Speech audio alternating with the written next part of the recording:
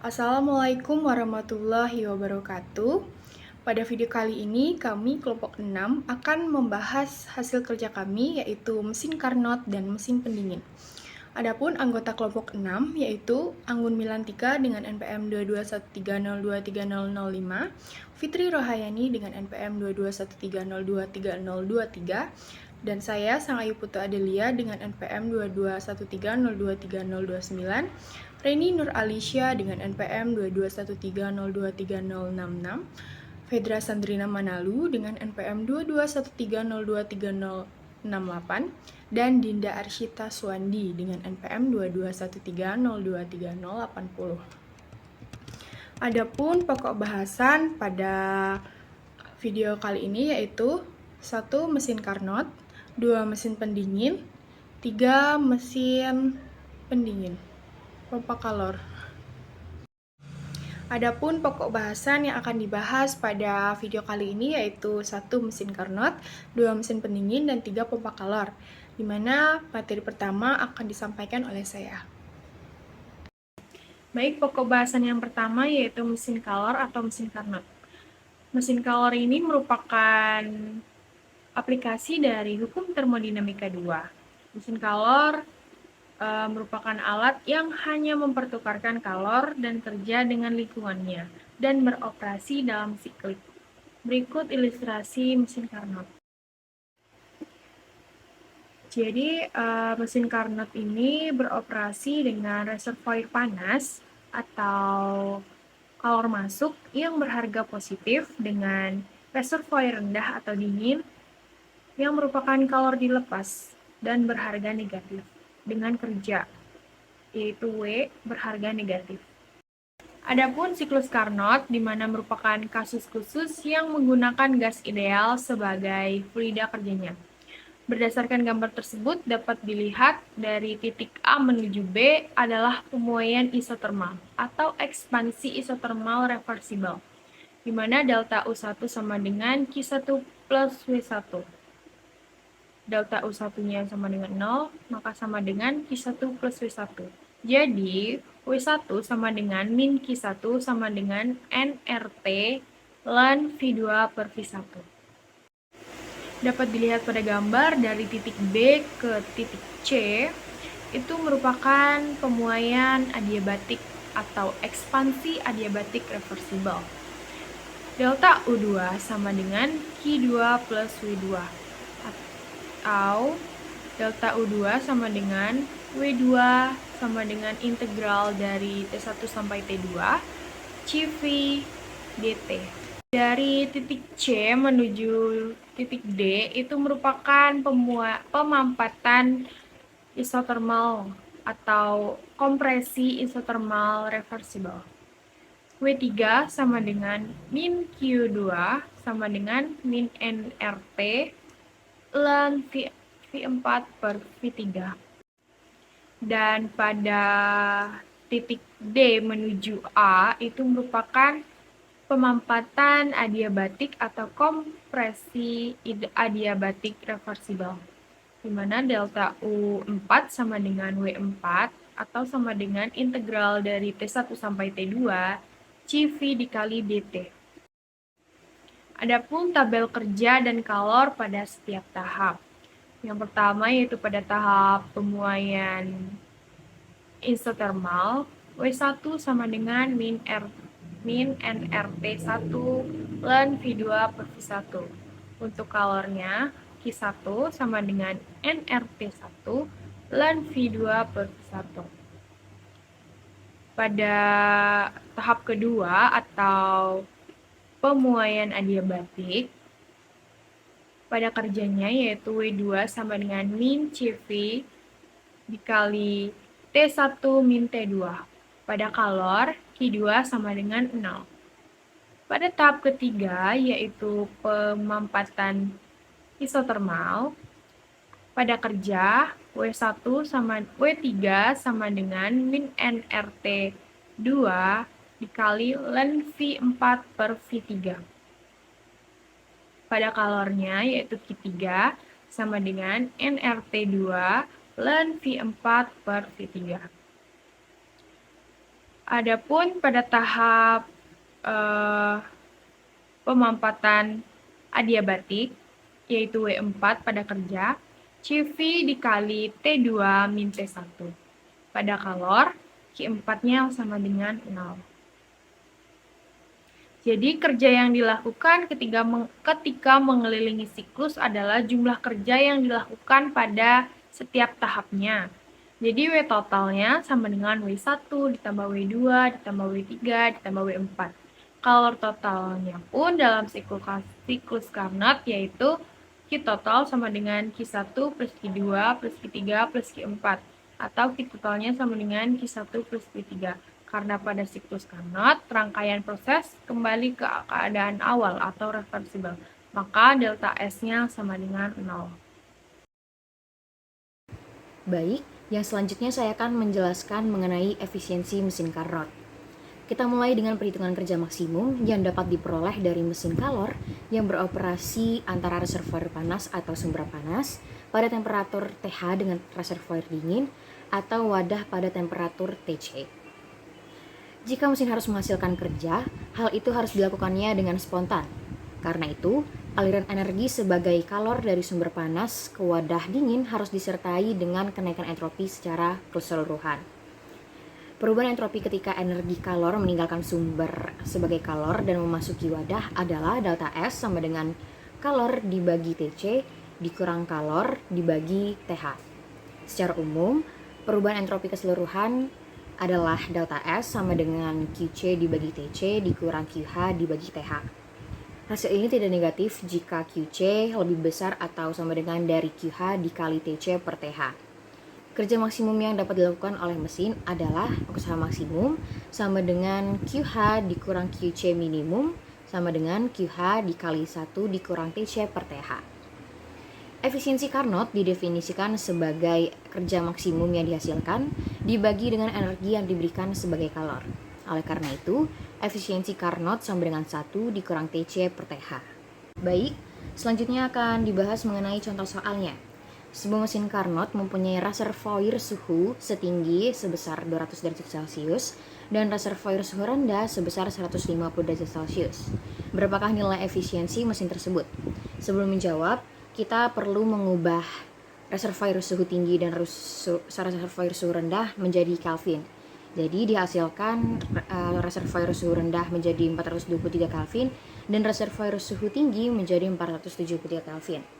Lalu dari data yang telah diketahui, kita jawab menggunakan rumus efisiensi Carnot sama dengan 1 dikurang TC per TH hingga pada akhirnya menghasilkan nilai sebesar 0,11 dan diubah menjadi persentase menjadi 11%.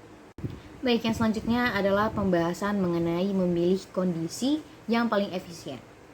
Persamaan efisiensi Carnot sama dengan 1 dikurang TC per TH merupakan persamaan yang sangat ekonomis. Karena persamaan ini memperlihatkan bahwa sebuah mesin tak dapat mengubah kalor menjadi kerja dengan efisien 100% kecuali pada TC sama dengan 0. Limit yang dikandung oleh efisiensi Carnot berlaku untuk semua mesin, bagaimanapun konstruksinya dan apapun zat kerjanya. Ini adalah limit atas terhadap efisiensi konversinya dan kekurangan teknologi yaitu gesekan, mengurangi efisiensi dari mesin sebenarnya. Segi positif adalah limit itu menunjukkan sampai tingkat mana efisiensi konversi dapat dicapai. Baik, saya akan menjelaskan mengenai temperatur termodinamika, mesin pendingin, dan juga contoh soalnya. Yang pertama yaitu temperatur termodinamika. Temperatur termodinamika itu merupakan pengukuran mutlak suatu suhu yang merupakan parameter dasar dari termodinamika. Misalnya kita mempunyai mesin yang bekerja reversibel dengan sumber panas pada temperatur TH dan wadah dingin pada temperatur T, maka suhu mutlak QC per suhu mutlak QH lebih besar sama dengan dari T per TH. Titik 0 dari skala temperatur termodinamika ditentukan sebagai nilai T untuk energi sama dengan 1 pada T sama dengan 0. Temperatur wadah dingin objek dengan temperatur yang akan kita ukur dicari dengan mengukur Qh dan Qc-nya dengan rumus T sama dengan Qc per Qh dikali T3. Selanjutnya yaitu mesin pendingin. Mesin pendingin atau refrigerator adalah sebuah mesin kalor yang beroperasi secara terbalik. Nah, proses penyerapan kalor pada mesin pendingin yaitu Kp sama dengan Q2 per W sama dengan Q2 per Q1 dikurang Q2 sama dengan T2 per T1 dikurang T2, di mana Kp adalah koefisien daya guna, W merupakan usaha yang diperlukan dalam satuan Joule, Q1 kalor yang diberikan pada reservoir suhu tinggi dalam satuan Joule, Q2 kalor yang diberikan pada reservoir suhu rendah dalam satuan Joule, T1 suhu pada reservoir bersuhu tinggi dalam satuan Kelvin, dan T2 merupakan suhu pada reservoir bersuhu rendah dalam satuan K. Nah, pada gambar itu yang Q1 itu temperatur yang tinggi, yang Q2 temperatur yang rendah, berada di posisi bawah. Nah, untuk mencari usaha yang diperlukan dalam satuan Joule dapat dilihat dari ilustrasi gambar itu bahwa W sama dengan Q1 dikurang Q2. Baik, langsung saja ke contoh soalnya, yaitu sebuah mesin pendingin memiliki reservoir bersuhu rendah sebesar negatif 15 derajat Celcius. Jika selisih suhu antara reservoir bersuhu tinggi dan reservoir bersuhu rendah sebesar 40 derajat Celcius, tentukan koefisien daya guna mesin tersebut. Sudah diketahui bahwa T2-nya yaitu negatif 15 derajat Celcius. Langsung kita ubah ke satuan Kelvin menjadi 258 Kelvin. Nah, selisih dari T1 ke T2 itu diketahui bahwa 40 derajat Celcius, atau langsung saja kita jadikan ke Kelvin itu selisihnya 40 Kelvin. Nah, langsung kita mencari koefisiennya, yaitu dengan rumus Kp sama dengan T2 per T1 dikurang T2 sama dengan T2 nya tadi 258 Kelvin per T1 dikurang T2 kan tadi selisihnya 40 Kelvin, berarti 258 Kelvin dibagi 40 Kelvin yaitu 6,45. Jadi koefisiennya yaitu 6,45. Baik, izin melanjutkan. Apabila sejumlah energi sebesar Qc diambil dari benda dingin, maka entropinya menjadi lebih rendah. Apabila energi yang sama dilepaskan ke dalam reservoir panas sebagai kalor, maka entropinya berubah. Dan perubahan keseluruhannya adalah delta S sama dengan minus Qc per Tc plus Qc per Th sama dengan minus Qc dalam kurung 1 per Tc dikurang 1 per Th tutup kurang dari 0. Selanjutnya kita mencari kerja minimum yang harus ditambahkan agar proses itu berlangsung. Hasilnya dinyatakan sebagai koefisien kerja performance C, yaitu C sama dengan Qc per W, di mana Qc adalah energi yang diambil dari benda dingin dan W merupakan kerja yang diperlukan untuk pengambilan energi itu. Maka sedikit kerja yang diperlukan, makin efisien operasinya dan koefisien kinerjanya semakin besar. Kemudian apabila Qc diambil dari benda dingin dan kerja W dilakukan, energi yang harus disebarkan ke dalam reservoir panas, seperti misalnya ruangan sekelilingnya sebagai kalor adalah Qh sama dengan Qc plus W. Oleh karena itu, 1 per C sama dengan Qh dikurang Qc per Qc sama dengan Qh per Qc dikurang 1. Pendingin akan berada pada keadaan yang paling efisien apabila pendingin tersebut bekerja secara reversibel. Dengan demikian, nilai W minimum. Koefisien kinerja yakni C derajat yang paling baik dinyatakan dengan 1/C derajat sama dengan dalam kurung QH per QC tutup kurung reversible minus 1. Materi selanjutnya yaitu kerja untuk mencapai temperatur rendah. Adapun rumusnya delta S sama dengan buka kurung mutlak QH per mutlak QC tutup kurung ref dikurang buka kurung mutlak QH per mutlak QC tutup kurung ref sama dengan 0 yang menghasilkan buka kurung mutlak QH per mutlak QC tutup kurung ref sama dengan TH per TC. Dengan demikian, koefisien kinerja pendingin sempurna yang bekerja secara reversibel antara temperatur TC dan TH adalah C derajat sama dengan TC per TH dikurang TC. Berikut ini contoh soalnya, yaitu suatu pendingin yang beroperasi secara reversibel mengeluarkan energi sebesar 60 kJ sebagai kalor dari sumber dingin dan memberikan energi sebesar 88 kJ pada wadah panas dengan suhu 310 Kelvin. Hitunglah suhu sumber dingin. Diketahui pada soal bahwa QC-nya sama dengan 60 kJ, QH-nya itu 88 kJ, dan TH-nya 310 Kelvin. Yang ditanya suhu sumber dingin atau TC. Lalu cara menjawabnya dengan rumus yang tadi, yaitu buka kurung mutlak QH per mutlak QC ref sama dengan TH per TC. Lalu QH per QC sama dengan TH per TC. TC sama dengan QC dikali TH per QH sama dengan 60 kJ dikali 310 Kelvin per 88 kJ dan menghasilkan 211,36 Kelvin.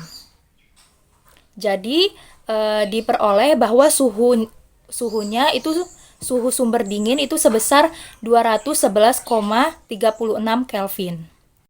Selanjutnya adalah kerja untuk mempertahankan temperatur rendah. Masalah yang masih berhubungan adalah kerja yang diperlukan untuk mempertahankan temperatur rendah ketika temperatur yang rendah itu telah tercapai. Tidak ada isolasi termal yang sempurna sehingga temperatur rendah ada memiliki aliran kalor dari lingkungan hangat kembali ke dalam cuplikan.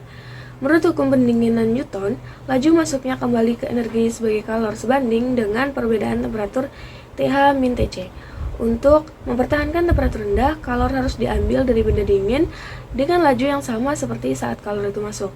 Apabila laju masuknya kalor adalah D, nilai mutlak QC per DT sama dengan A dalam kurung TH min TC, dengan A sebagai tetapan yang bergantung pada ukuran cuplikan dan konduktivitas termal isolasinya, maka daya minimum P yaitu laju minimum di mana kerja harus dilakukan untuk mempertahankan perbedaan temperatur adalah P sama dengan D nilai mutlak W per DT sama dengan 1 per C derajat dikali D nilai mutlak QC per DT sama dengan A dalam kurung TH min TC per C derajat sama dengan A dalam kurung TH min TC kuadrat per TC. Kita lihat bahwa daya berbanding lurus dengan kuadrat perbedaan temperatur yang kita pertahankan. Dengan alasan inilah pendinginan udara jauh lebih mahal dijalankan pada hari-hari panas ketimbang ketika hari tidak begitu panas. Daya berbanding terbalik dengan temperatur dengan pendingin, daya yang harus disebarkan sangat besar jika temperatur sangat rendah. Kemudian yang selanjutnya adalah pompa kalor. Pendinginan memiliki hubungan yang dekat dengan operasi pompa kalor, di mana kerja dilakukan untuk memompa kalor dari reservoir dingin ke dalam wadah panas. Pompa kalor adalah pendingin yang beroperasi sebaliknya. Oleh karena kerja diberikan pada arus energi yang dikirimkan ke wadah panas, kalor total yang dikirimkan jika bekerja secara reversibel adalah nilai mutlak QH sama dengan nilai mutlak QC plus nilai mutlak W sama dengan. 1 ditambah C derajat dikali nilai mutlak W.